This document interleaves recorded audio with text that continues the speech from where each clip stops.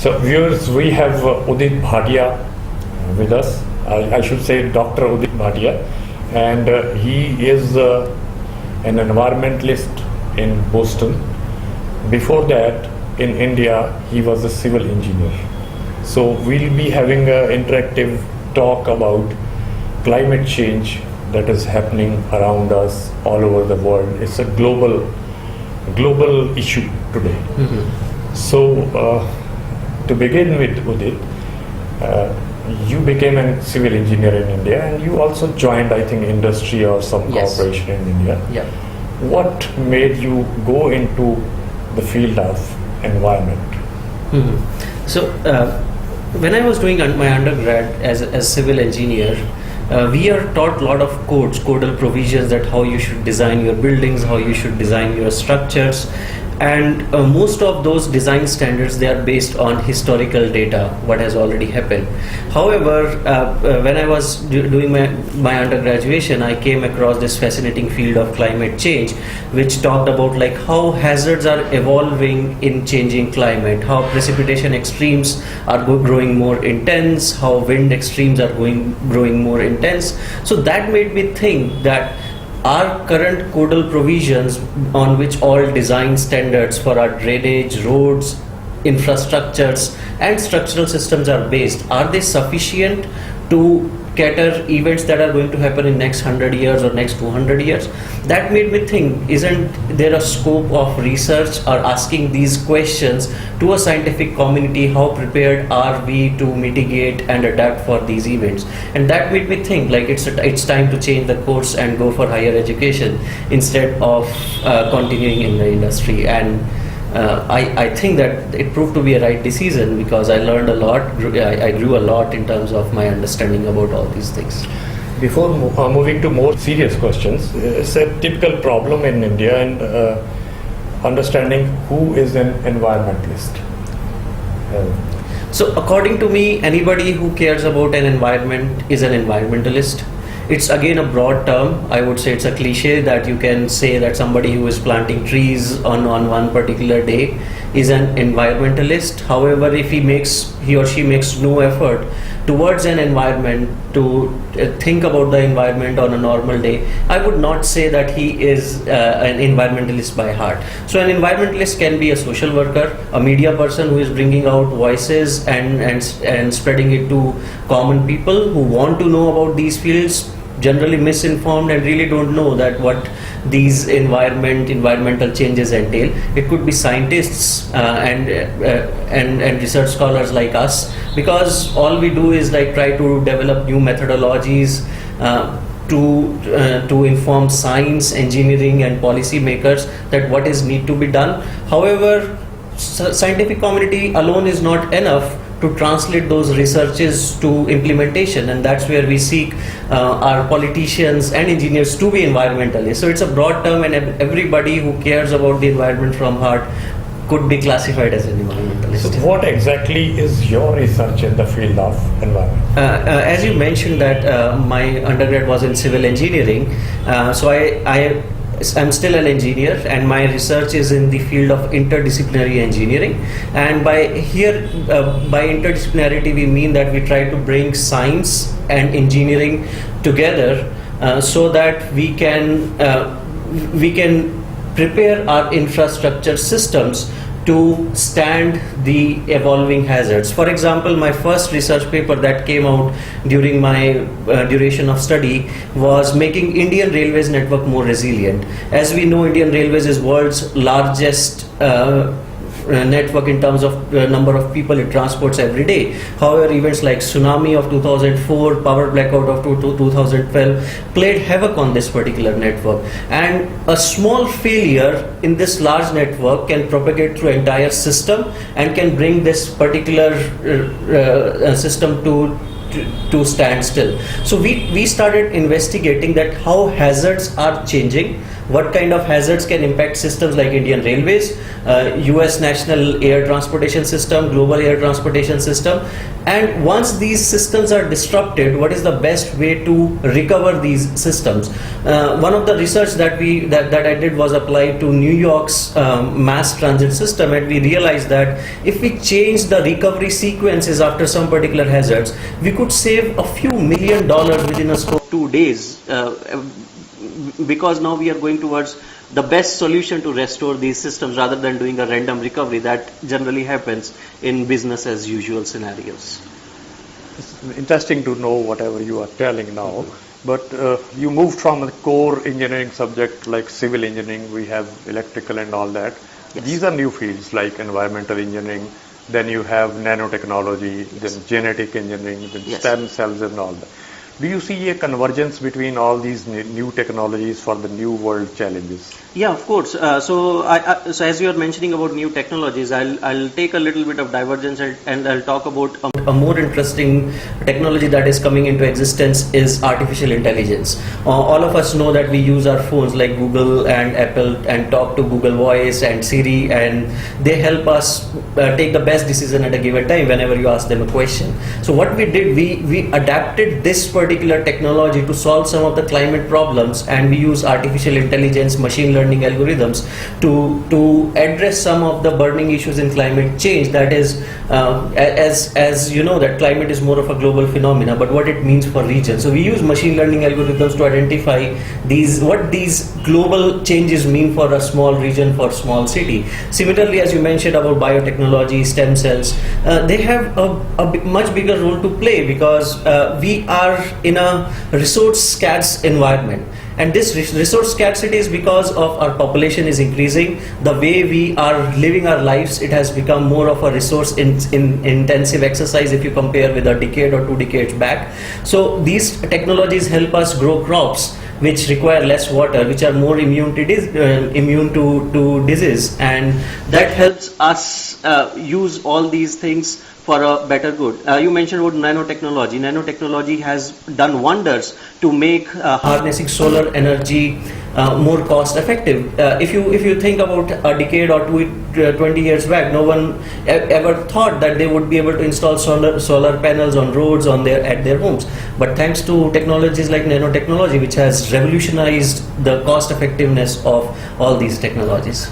It is often said, especially in this part of the world, that when the industrial revolution came up, say 100 years ago, yes, the big countries like USA and the EU, the European countries, they had a free hand in exploiting the resources and all that. Yeah. And that time machines were not efficient at all. Mm-hmm. And now, because the regulatory systems are in place, and developing countries like India and China, do we have rather a tough time compared to what they had done during their industrial progress?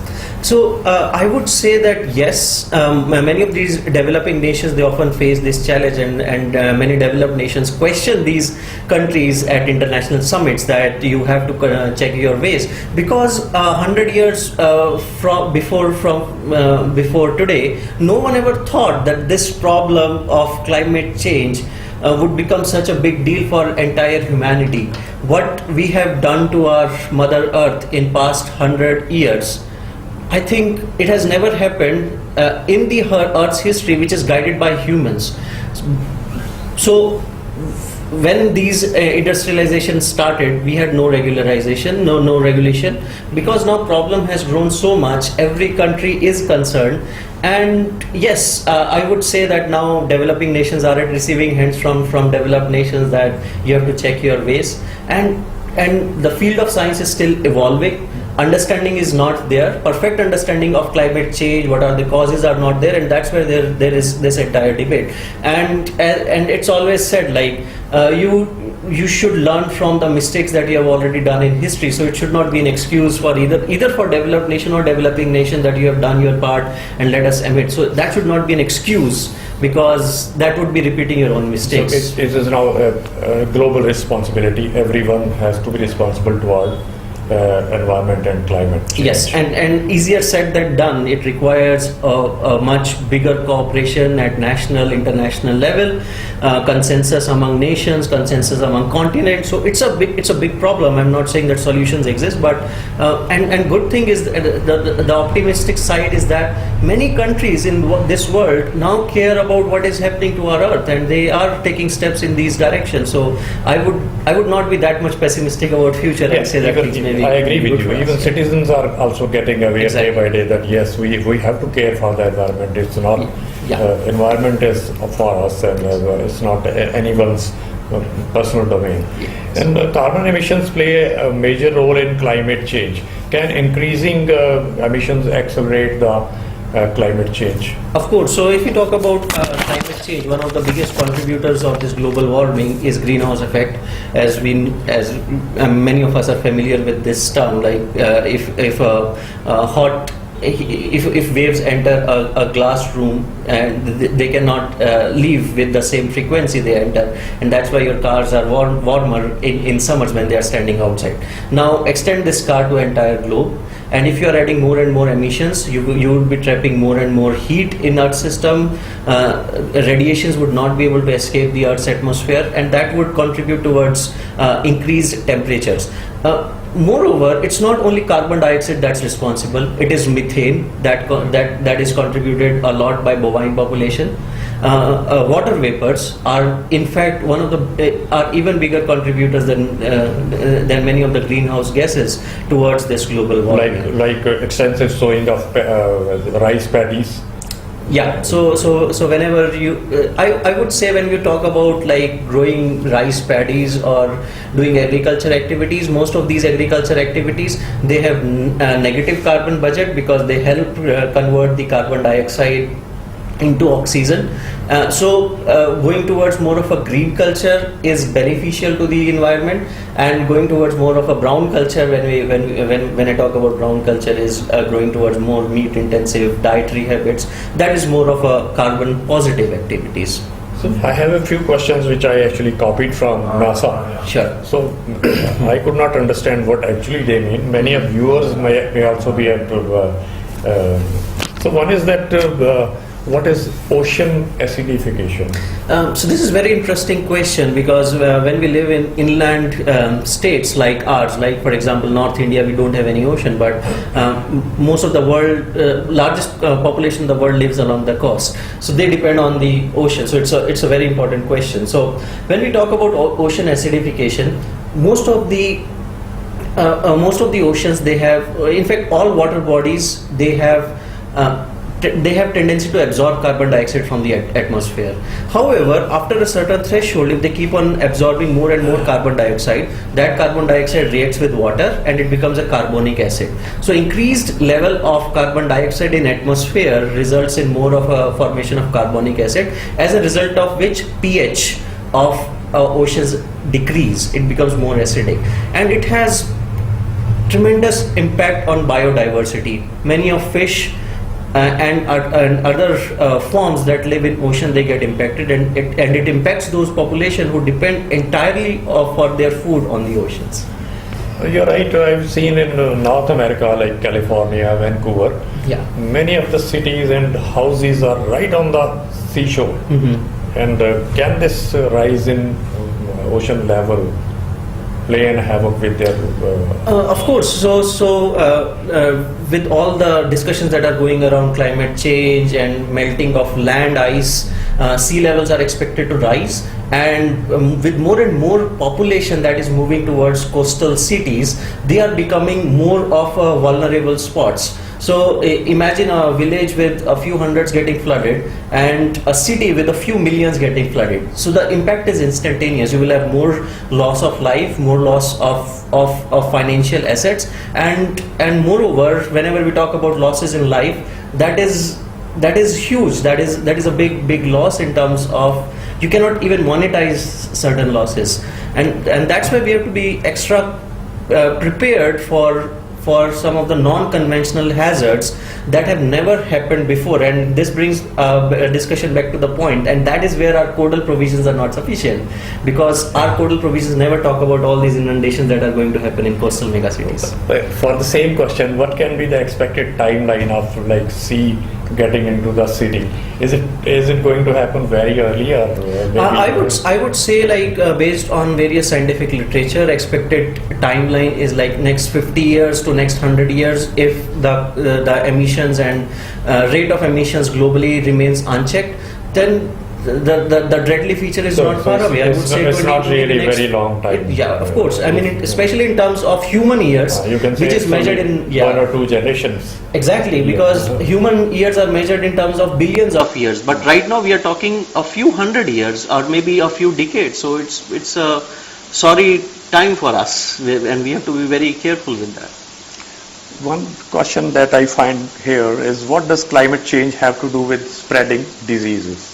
When we talk about changing climate, we say that regions that are dry are expected to grow more dry and humid, and these are ideal conditions for many of the mosquitoes breed to grow. So there have been multiple research publications recently which have linked that increase in global warming with increase in mosquito population, especially in tropical countries like Africa, South America, and regions surrounding South America, and countries in South America like Brazil, Argentina, and so on. So, and with